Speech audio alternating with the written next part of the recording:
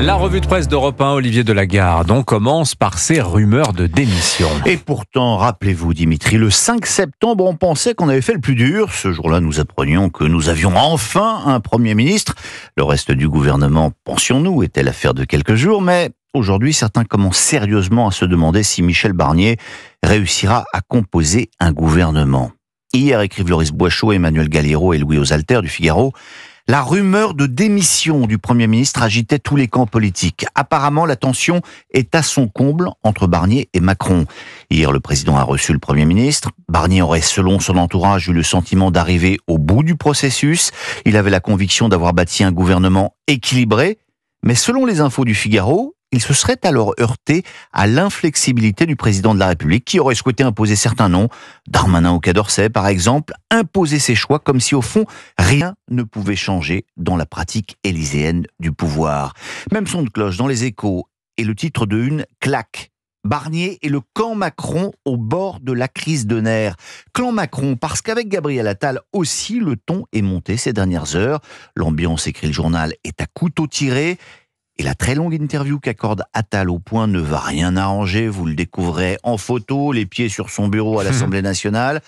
J'ai une histoire à écrire avec les Français, déclare-t-il, en toute modestie. Bref, Gabriel Attal semble avoir beaucoup de mal à admettre qu'il n'est plus Premier ministre. Sinon, toute la presse revient ce matin sur l'affaire des beepers piégés des membres du Hezbollah. Oui, et à mon avis, on n'a pas fini d'en entendre parler parce que l'organisation de cette opération que l'on commence à découvrir est absolument incroyable. Le Parisien aujourd'hui en France a commencé à remonter la piste pour tenter de comprendre comment les services secrets israéliens ont réussi à piéger 3000 de ces petits appareils électroniques.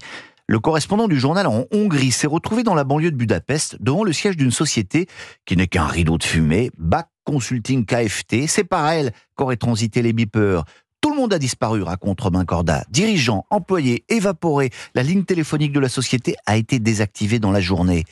Au-delà de son ampleur, écrit le journal, ce qui sidère effectivement le monde, c'est la sophistication de cette attaque qui s'en est doublée d'une deuxième. Hier, ce sont donc des talkie-walkie des membres du Hezbollah qui se sont mis à leur tour à exploser, faisant au moins 20 morts.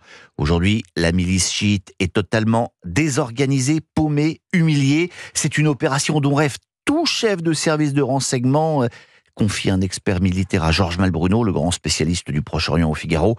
Malbruno, armé d'une sérieuse dose d'humour noir, écrit que depuis mardi après-midi, les membres du Hezbollah ne répondent plus au téléphone. Oui, l'amour de la batterie, disaient certains aussi. Il y avait du football hier soir, Olivier.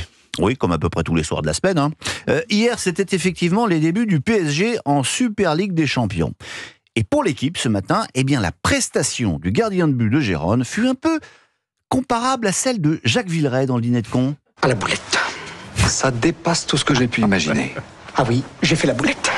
Ouf, la boulette, titre l'équipe qui raconte l'incroyable bévue du gardien de but de Gérone qui, à la dernière minute, a laissé échapper le ballon entre ses jambes dans son but. C'est vrai. Il paraît que Napoléon exigeait de ses généraux qu'ils aient de la chance. Le PSG aurait été alors maréchal d'Empire. Alors, à l'autre bout du spectre européen, il y a la modeste équipe de Brest, qui elle aussi est qualifiée en Ligue des Champions et n'est pas habituée à côtoyer le Gotha européen. Premier match ce soir, le Stade brestois dans la cour des grands, titre le Télégramme, et les choses n'ont pas été simples pour les Bretons. Leur stade n'étant pas aux normes UEFA, ils vont aller jouer à Guingamp. Et en matière de recrutement cet été, les choses n'ont pas été aisées non plus. L'anecdote est racontée par Baptiste Després du Figaro. Le club breton souhaitait embaucher Étienne Capoue, solide ancien international français de 36 ans. Ancien du TFC. Oui. Finalement, les négociations ont échoué. Pour quelle raison, à votre avis ? Le salaire, non, généralement c'est ça. Eh bien, parce que Madame Capoue a découvert qu'à Brest, il n'y avait pas d'école internationale. Or, le foot, c'est bien, mais chez les Capoue, ce sont les études des enfants qui priment. Allez-y, on défait les valises. Bon, ce soir, les Bretons affrontent les Autrichiens du Sturm de Graz. Ils ne seront pas complètement favoris, mais on leur souhaite évidemment bonne chance. Et ben voilà, merci beaucoup Olivier Delagarde. À la revue de presse d'Europe 1, comme chaque matin, toujours si bien tricoté.